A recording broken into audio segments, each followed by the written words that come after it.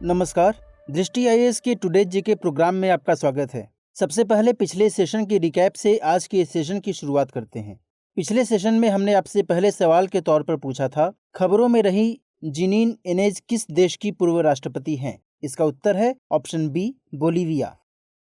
दूसरा सवाल, विश्व उपभोक्ता अधिकार दिवस कब मनाया जाता है? इसका उत्तर है ऑप्शन ए, 15 मार्च। क्वेश्चन नंबर 3, सर्वाधिक फॉरेक्स रिजर्व वाले देशों की सूची में भारत किस स्थान पर पहुंच गया है? इसका उत्तर है ऑप्शन डी, चौथे। Question number 4, all India tourist vehicles authorisation permit rules 2021 किस मंत्रालय द्वारा जारी किया गया? इसका उत्तर है ऑप्शन ए, सड़क परिवहन और राजमार्ग मंत्रालय। क्वेश्चन नंबर 5, हाल ही में किस राज्य या केंद्र शासित प्रदेश ने विद्यार्थियों को कट्टर देशभक्त बनाने के लिए प्रतिदिन स्कूल में 1 घंटा देशभक्ति पर बातचीत करने का निर्णय लिया है? इसका उत्तर है option D, Delhi.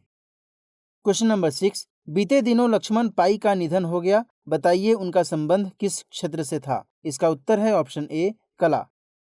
Question number 7, चर्चा में रहा उमरेड पौनी करहंडला वन्यजीव अभ्यारण्य किस राज्य में स्थित है? इसका उत्तर है option B, Maharashtra. Question number 8, खबरों में रहा माउंट अन्नपूर्णा एक किस देश में स्थित है? इसका उत्तर है option C, Nepal. Question number 9, 10वां इंटरनेशनल हेरिटेज टूरिज्म कॉन्क्लेव का आयोजन कहाँ किया गया? इसका उत्तर है option A, Panchkula. Question number 10, अंतिम सवाल था, ग्रैमी अवार्ड्स 2021 में बेस्ट न्यू आर्टिस्ट का अवार्ड किसे मिला? इसका उत्तर है option D, Megan Thee Stallion को। हमने आपसे अभ्यास प्रश्न पूछा था, ओलंपिक के लिए क्वालिफाई करने वाली भारत की पहली फेंसर कौन बन गई हैं? कविता देवी, भवानी देवी, नीलिमा जोशी या फिर अंजुम बनर्जी? इसका सही जवाब है option B, Bhavani Devi. Bhavani Devi Olympic के लिए क्वालिफाई करने वाली भारत की पहली फेंसर बन गई हैं। उन्होंने 2021 टोक्यो ओलंपिक्स के लिए क्वालिफाई किया है। तमिलनाडु की रहने वाली भवानी देवी 8 बार नेशनल चैंपियन रह चुकी हैं। तो इस तरह इस प्रश्न का सही जवाब है ऑप्शन बी, भवानी देवी। हमारे वीडियो अंग्रेजी में देखने के लिए फॉलो करें हमारा ही दूसरा यूट्यूब चैनल दृष्टि आईएएस इंग्लिश। आज के सेशन का पहला सवाल, आज प्रधानमंत्री श्री नरेंद्र मोदी और सना मरीन के बीच वर्चुअल शिखर सम्मेलन हुआ, बताइए सना मरीन किस देश की प्रधानमंत्री हैं? नॉर्वे, फिनलैंड, स्वीडन या फिर नीदरलैंड? इसका उत्तर है ऑप्शन बी, फिनलैंड। प्रधानमंत्री श्री नरेंद्र मोदी और फिनलैंड की प्रधानमंत्री सना मरीन के बीच वर्चुअल शिखर सम्मेलन हुआ। शिखर सम्मेलन के दौरान दोनों नेताओं ने द्विपक्षीय संबंधों पर व्यापक रूप से संवाद किया एवं परस्पर हित के क्षेत्रीय और वैश्विक मुद्दों पर विचारों का आदान प्रदान किया। भारत और फिनलैंड के बीच द्विपक्षीय संबंध लोकतंत्र, स्वतंत्रता और नियम आधारित अंतर्राष्ट्रीय ऑर्डर के साझा मूल्यों पर आधारित हैं। दोनों देश व्यापार, शिक्षा, नवाचार, विज्ञान एवं प्रौद्योगिकी, रिसर्च एंड डेवलपमेंट में साथ मिलकर काम कर रहे हैं। दोनों देश क्वांटम कंप्यूटर के विकास पर भी मिलकर काम कर रहे हैं। आपको बता दें कि फिनलैंड की लगभग 100 कंपनियां भारत में टेलीकॉम, मशीनरी और नवीकरणीय ऊर्जा आदि क्षेत्रों में सक्रिय रूप से काम कर रही हैं। वहीं लगभग 30 भारतीय कंपनियां फिनलैंड में मुख्य रूप से आईटी, वाहन उपकरणों आदि क्षेत्र में काम कर रही हैं। तो इस तरह इस प्रश्न का सही जवाब है ऑप्शन बी, फिनलैंड।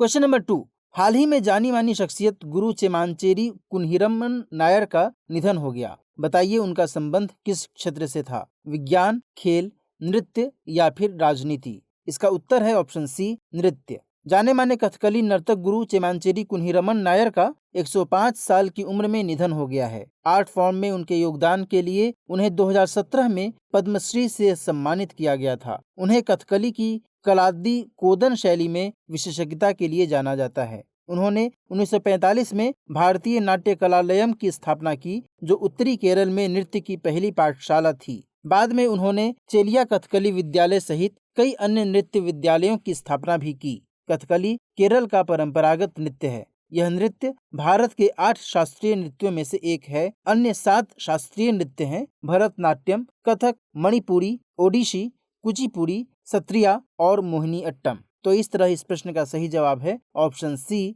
नृत्य। क्वेश्चन नंबर 3, खबरों में रहा पोर्ट अंजुआन किस देश में स्थित है? कोमोरोस, श्रीलंका, ऑस्ट्रेलिया या फिर न्यूजीलैंड? इसका उत्तर है ऑप्शन ए, Comoros.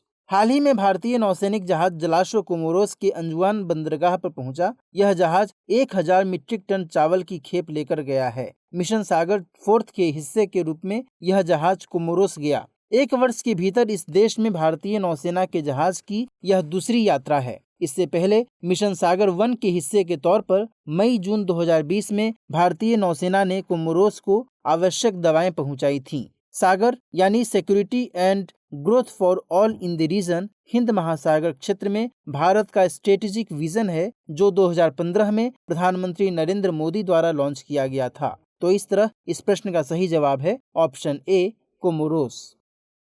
Question number 4, project REHAB की शुरुआत किसके द्वारा की गई है? स्वास्थ्य एवं परिवार कल्याण मंत्रालय, खादी और ग्रामोद्योग आयोग, गृह मंत्रालय या फिर शिक्षा मंत्रालय? तो इसका जवाब है ऑप्शन बी, खादी और ग्रामोद्योग आयोग।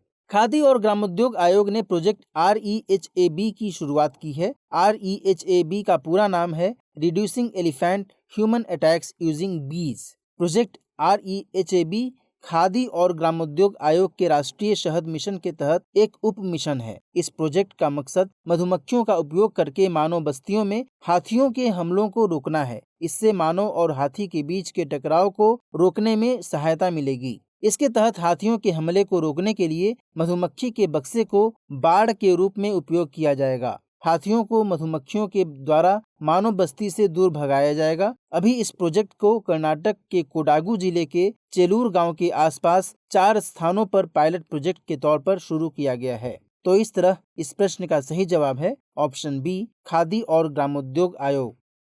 क्वेश्चन नंबर 5, 2020 का साहित्य अकादमी पुरस्कार पाने वाले निम्नलिखित में बिहार के कौन से साहित्यकार हैं? श्रीमती अनामिका, कमलकांत झा, जनाब हुसैन अल हक साहब या फिर उपर्युक्त सभी? इसका उत्तर है ऑप्शन डी, उपर्युक्त सभी। बिहार के 3 साहित्यकारों को 2020 का साहित्य अकादमी पुरस्कार मिला है। ये 3 साहित्यकार हैं श्रीमती अनामिका, श्री कमलकांत झा और जनाब हुसैन उल हक साहब। श्रीमती अनामिका को उनके कविता संग्रह टोकरी में दिगंत थेरी गाथा 2014 के लिए, श्री कमलकांत झा को उनकी मैथिली भाषा की कथा रचना गाछ रूसल अच्छी के लिए एवं जनाब हुसैन उल हक साहब को उर्दू उपन्यास अमावस में ख्वाब के लिए यह सम्मान मिला है।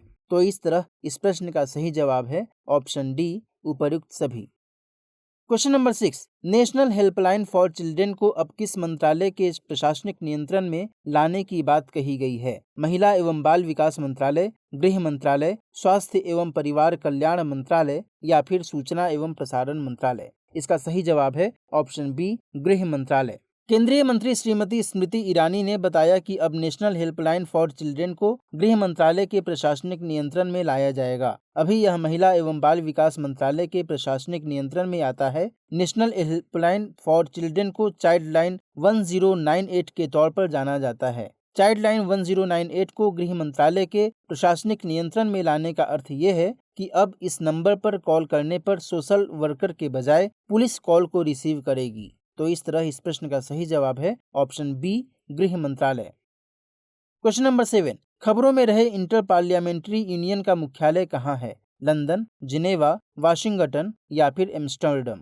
इसका उत्तर है option B, Geneva. Inter Parliamentary Union के अध्यक्ष डुआर्ते पाचेको 7 दिन के लिए भारत के दौरे पर आए हैं। वे भारत की संसद के आमंत्रण पर भारत आए हैं। इंटर पार्लियामेंट्री यूनियन IPU देशों की संसदों का एक अंतर्राष्ट्रीय संगठन होता है। इसका मुख्यालय जिनेवा में है। इसकी स्थापना 1889 में की गई थी। तो इस तरह इस प्रश्न का सही जवाब है option B, Geneva. Question number 8, निम्नलिखित में से किसने अंतर्राष्ट्रीय सौर गठबंधन के महानिदेशक का पदभार संभाला? अजय माथुर, RK सिंह, उपेंद्र त्रिपाठी या फिर सौरभ सिन्हा? इसका उत्तर है ऑप्शन ए, अजय माथुर। हाल ही में अजय माथुर ने अंतर्राष्ट्रीय सौर गठबंधन के महानिदेशक का पदभार संभाला है। उन्होंने उपेंद्र त्रिपाठी का स्थान लिया। अजय माथुर को 4 साल के लिए अंतर्राष्ट्रीय सौर गठबंधन का महानिदेशक चुना गया है। वह जलवायु परिवर्तन पर प्रधानमंत्री के परिषद के सदस्य भी हैं। आपको बता दें कि अजय माथुर पेरिस में 2015 की जलवायु वार्ता के दौरान भारत के प्रवक्ता भी थे। तो इस तरह इस प्रश्न का सही जवाब है ऑप्शन ए, अजय माथुर। क्वेश्चन नंबर 9, हालिया सिपरी रिपोर्ट के मुताबिक दुनिया का सबसे बड़ा हथियार आयातक देश कौन है? भारत, पाकिस्तान, सऊदी अरब या फिर तुर्की? इसका उत्तर है ऑप्शन सी, सऊदी अरब। हाल ही में स्वीडन के प्रमुख थिंक टैंक सिपरी यानी Stockholm International Peace Research Institute ने रिपोर्ट जारी की है। इस रिपोर्ट के मुताबिक दुनिया का सबसे बड़ा हथियार आयातक देश सऊदी अरब है। दूसरे नंबर पर भारत है। 2016 से 20 में भारत को हथियार निर्यात करने वाले टॉप 4 देश रहे रूस, फ्रांस, इजराइल और यूएसए। तो इस तरह इस प्रश्न का सही जवाब है ऑप्शन सी, सऊदी अरब। आज के सेशन का अंतिम सवाल, इंडिया चेम 2021 का आयोजन कहाँ किया जाएगा? पटना, भोपाल, नई दिल्ली या फिर मुंबई? इसका सही जवाब है ऑप्शन सी, नई दिल्ली। इंडिया चेम 2021 का आयोजन नई दिल्ली में 17 मार्च से 19 मार्च तक किया जाएगा। यह इंडिया चेम का 11वां संस्करण है। इंडिया चेम एशिया प्रशांत क्षेत्र में केमिकल एवं पेट्रोकेमिकल क्षेत्र में होने वाले सबसे बड़े इवेंट्स में से एक है। इंडिया चेम 2021 का आयोजन department of chemicals and petrochemicals FICCI के साथ मिलकर कर रहा है। Department of chemicals and petrochemicals रसायन एवं उर्वरक मंत्रालय के अंतर्गत आता है। इंडिया केम 2021 के दौरान global CEOs round table, global agrochemical industry पर कॉन्क्लेव आदि का आयोजन किया जाएगा। इंडिया चेम 2021 की थीम है India global manufacturing hub for chemicals and petrochemicals. तो इस तरह इस प्रश्न का सही जवाब है ऑप्शन सी, नई दिल्ली। नोट करते हैं आज के सेशन का अभ्यास प्रश्न। प्रश्न है, अक्सर चर्चा में रहने वाली अरुणोदय किस राज्य की योजना है? केरल, तमिलनाडु, असम या फिर आंध्र प्रदेश? इस प्रश्न का सही जवाब कमेंट सेक्शन में देना न भूलें। मिलते हैं नेक्स्ट सेशन में कुछ नए सवाल और इस प्रश्न के सही जवाब के साथ। तब तक के लिए नमस्कार।